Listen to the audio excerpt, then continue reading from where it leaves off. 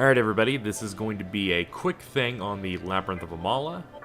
If you don't know, as we continue to get candelabra, we are able to enter kalpas, or floors, here in the Labyrinth of Amala. Beating Matador gave me access to the first one, and beating Daisojo and Hellbiker gave me access to the second one. So I went ahead and went through them. I did normal commentary for it, but then I realized that these dungeons are overly difficult, you can get lost in them, the enemies can kick your butt sometimes, and ultimately I had a lot of not fun doing it for a good while. But it did give me some interesting stuff. So, one of the things I wanted to talk about is when you reach the second Kalpa, there's a cursed area. This area will cut your health in half for pretty much every, little step you take. And that's really bad.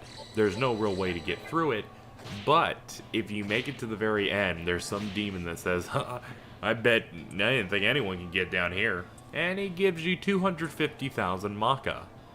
And that is amazing. That is ridiculously amazing. But it's completely optional, but I did it because holy crap, that money is good. I just had to use a lot of health resources to keep myself alive. In addition, I picked up a couple of demons from some shady brokers that will become useful later, and most of all, this gives us more interesting stuff that's going on with the plot of the game. So you're going to be seeing that through a couple of cutscenes that are going to play after this. Followed by that is a special cutscene that occurred once I reached the third Kalpa, which we'll be doing later. But that's my thing on the Amala Labyrinth. Again, nothing super interesting to talk about, aside from, yeah, it's long, difficult, and definitely wasn't something I felt like commentating on. Maybe the third, fourth, and fifth will be more interesting and have bosses and stuff that I can, go through and do live on. Otherwise, expect videos like this. Anyway, let's show off these cutscenes, and then I'll start the episode proper.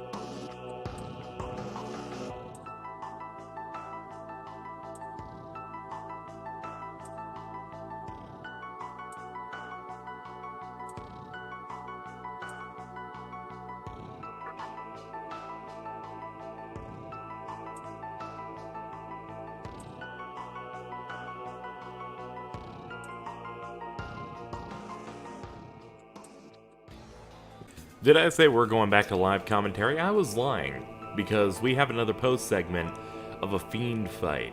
First of all, sorry that I couldn't do live commentary for this fight, but this next fiend is an asshole. It seems like in most areas of the game, he just stalks you at save points. So, when I went to go grab some healing, which I did after doing a bunch of grinding, he fucking stalked me in Ginza. Hell, he stalked me in the next area.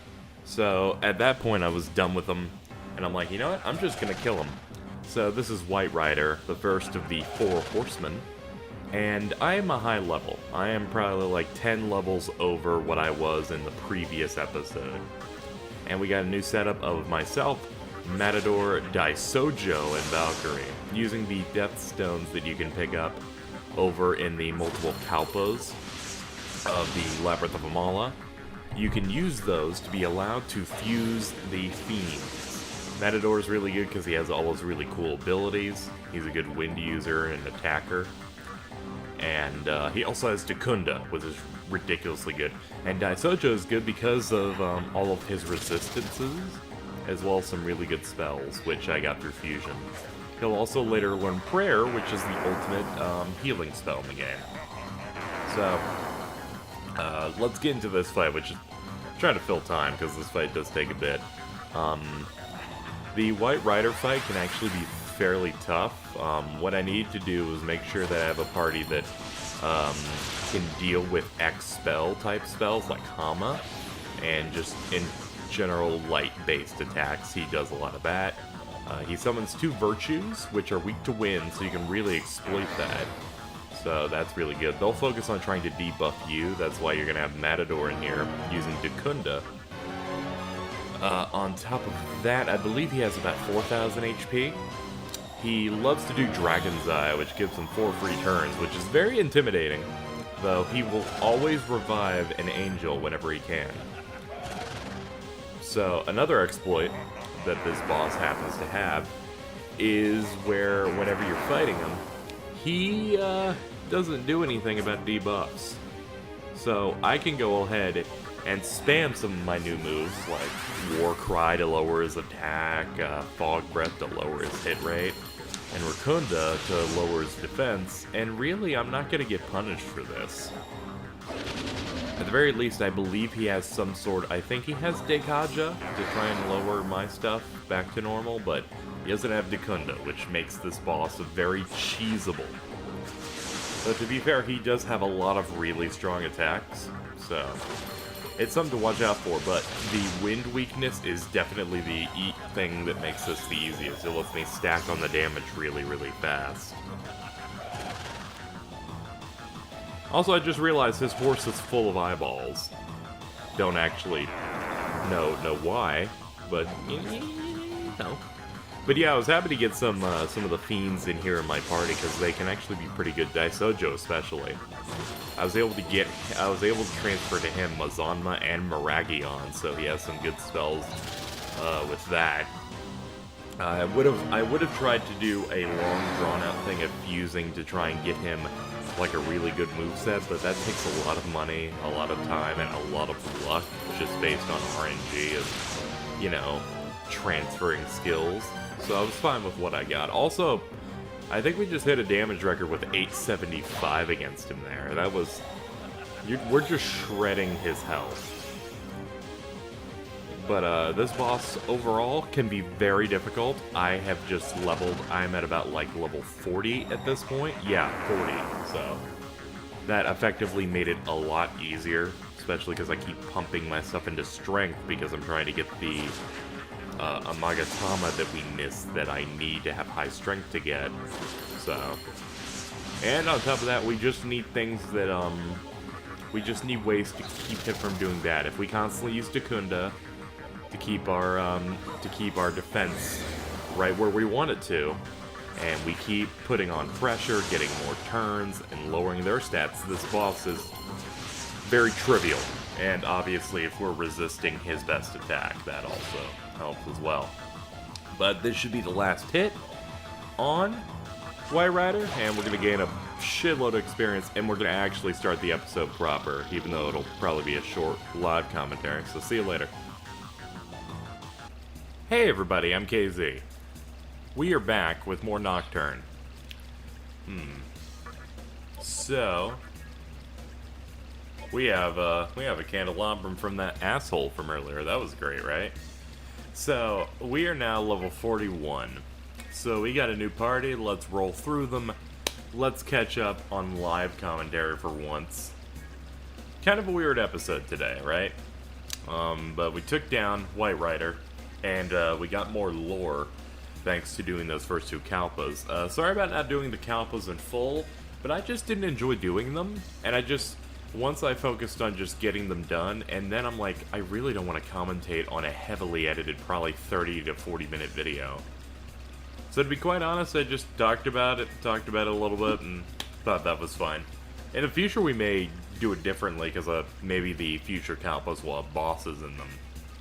And stuff that's interesting besides, hey, here's a maze. So here's what my stats are looking like. We technically have a base strength of 23. We apparently, in the Mantra Hideout, can get a Magatama if our base strength jumps to 25.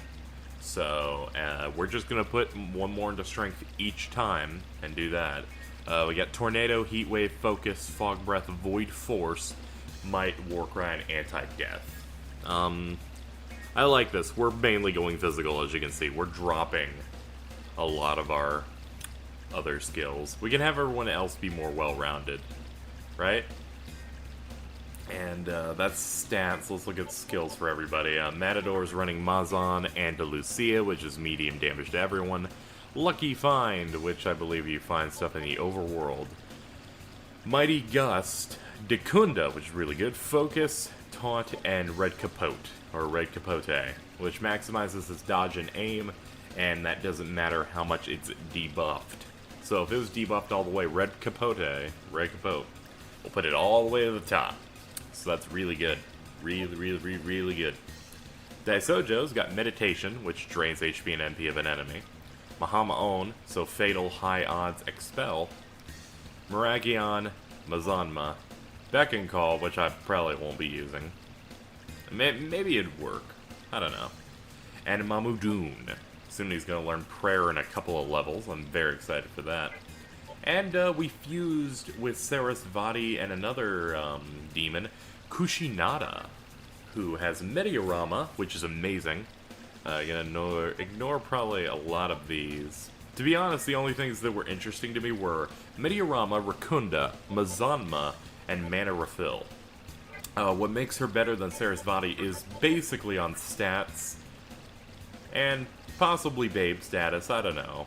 She's pretty babish, I'd have to say. But she's also going to learn Miragion on the next level, which is going to be really good.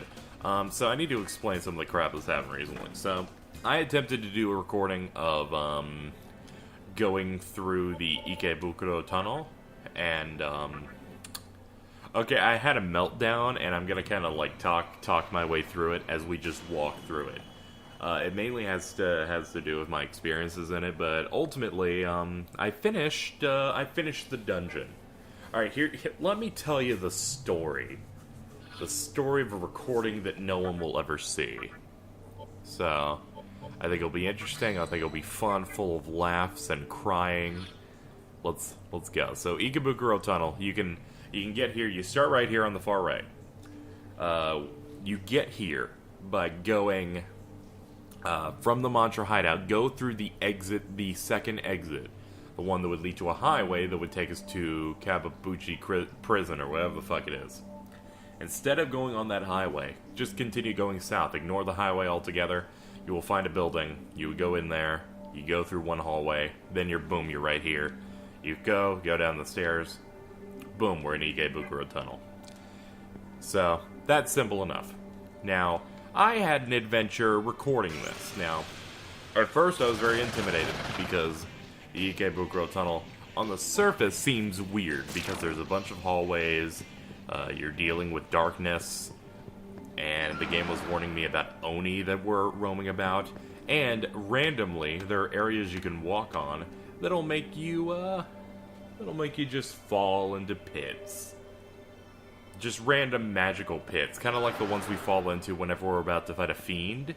And it was random. I didn't know which ones did it, and it made me sad. You can see which ones they are by the yellow-brown circle with the triangle inside. So I was dealing with that a lot. My first time recording for like 6 minutes, I'm like, you know what, I'm too tired for this. Next day, which was yesterday, I recorded me going through it with a walkthrough handy, so I know exactly where to go. And it was telling me where to fight the Oni. Now, the Oni are little mini-bosses. They're not really that strong. There's one final one that has some difficulty to him, but to be honest, he didn't seem that special to me. But I ended up beating all of them, but when I was initially recording, the second one gave me an issue in more ways than one. Also, did I go backward? Fuck it. You know, I'm trying to record a video. We'll probably just record the Ikebukuro Tunnel for this, and then I'm just talking about how it's gonna get edited. I don't know why, but I got to the second boss, and I looked on guides, and I found something really dumb about it. I was dying to the boss a good bit too, which was definitely not helping this whole situation. But I ran into something that I really disagreed with that the game was doing, and I kept dying to it, and then I decided to look it up in more detail. And I had this rant prepared. Now I feel both good and bad on this. Like, cause here were my thoughts. We approached the second Oni, which was called King Key. Now, what these Oni do as their boss ability was to use a spell that gives them 2 turns instead of 1. And then they would, when they were low health, they would use 4. Now, what I thought was bullshit about it was that the game actually breaks its own in-game rules in the game to make it artificially harder. Now normally you're like, KZ, you're probably over-dramatizing it. The thing was weak to 4 things. It says so on the wiki, it says so on every guide that I have found, but do you know what's bullshit about it? Well, also Dragon's Eye is the specific move they would use. But it's weak to those moves, but when you hit it with a weakness, it would deal the damage and not do anything else. So what you're experiencing here is the game knows that the enemy is weak to something, but in an attempt to make it harder by giving you less turns and rewarding you for a gameplay feature that they've made themselves, they decided that it was in their best interest and the interest of the player to literally ignore their own rules of if something's weak to something, you label it and then you give the winner a turn. They decided not to do that. Now, I thought that was inexcusable. At the time, I thought it was fucking garbage because I was under the impression the way my guide was telling me and the way that the game felt that the Oni were important. The Oni were things you had to do. Now, since then, I have learned that they were optional. I learned that they were optional pretty quick because I looked up this crap. And I do not feel as strongly. I do not feel as angry as I did, but I was initially pissed. Like, what kind of game is going to literally just scum it up and break their own rules? It feels bankrupt, it feels dumb, and it just really added to it, and it really took me out of the game. Since then, my opinion, obviously, since they're optional, I still feel like it's kind of dumb, because I feel like there's so many other ways you could have handled that. You could have lowered his health, and made every magic attack do default damage. Now, some may say, well, what's the difference? The difference is you're not breaking your own rules there. If the whole gimmick is you have to beat him with magic, make it do default damage, cut his health down by, like, what, 1,000? Maybe 1,000, maybe 1,200. And then it works. It works so much better that way. And I feel like, you know, they could have designed it that way instead of, hey, let's do it this way, even though it completely breaks the rules of how our game works. But that really took me out of it. The other thing that got me was when we're about to reach Anasakusa or Anakasa or whatever this place is that the mannequins are trying to restore. Is that when as soon as I entered the city, it said that my candelabra was going off, and I immediately went, "Oh God, there's a fiend somewhere nearby." I'm like, okay, and I will go to the heal station first, because I wanted to heal up finally after dealing with this for like an hour and a half. And then I go to the save terminal, and it says, "There's a dark presence here, will you stay?" And I say, "No, I'll go save, and then maybe I'll give him a shot." It says, "You won't be able to escape," and forces me into a White Rider fight, and I die. That made me fucking lose my mind, because I died. I didn't know I was fucking fighting a fiend right now. I lost my shit. I was so pissed. And it kind of got at me because it's kind of like an unavoidable situation with that, because I've decided to fight the fiends, and I chose to, go through the Kalpas to unlock them. But I also think it's dumb that he stalks you at save points. But then my opinion of that has changed into, it's kind of brilliant, because he doesn't just stalk you there, he stalks you in fucking Ginza. So he's actively searching for you, which I think is kind of cool. I think that's pretty alright. And I realized that I can't get pissed off at everything. The only thing that I actually ultimately thought was kind of dumb was the feature I was talking about just now, which was the Oni with the fact that he cheats. But the White Rider thing, while inconvenient, the fiends are supposed to be inconvenient. So ultimately, I still had an opportunity to heal an Ikebukuro without having to deal with him. So what I did was I would heal an Ikebukuro, go back to the middle section of the Ikebukuro Tunnel, and grind. I grind, and I fuse things that are good. And ultimately, I killed the Oni, and ultimately, I showed you the recording in which I defeated White Rider because I didn't intend to fight him, but it was 4 in the morning. I just wanted to trade in gems for items. And he fucking showed up there, and I'm like, this is brilliant. And that's when I truly appreciated him. But it was also when I was like, I appreciate you, but I want to fucking get my gems in, so I'm just gonna fucking record this and post it. I'll do it in post. But that is my story of how my life got turned upside down because the game made me both hate it, love it, and then be like, whatever. So, but I want to say this, I will probably continue throughout my Let's Play to occasionally bitch about the game and things it does wrong, because obviously this game is dated, obviously this game isn't perfect, but it is a very good game. It does have a very good story, and the battle system is very tight. This is one that laid the groundwork for future games. This laid the groundwork for Digital Devil Saga, laid the groundwork for other stuff,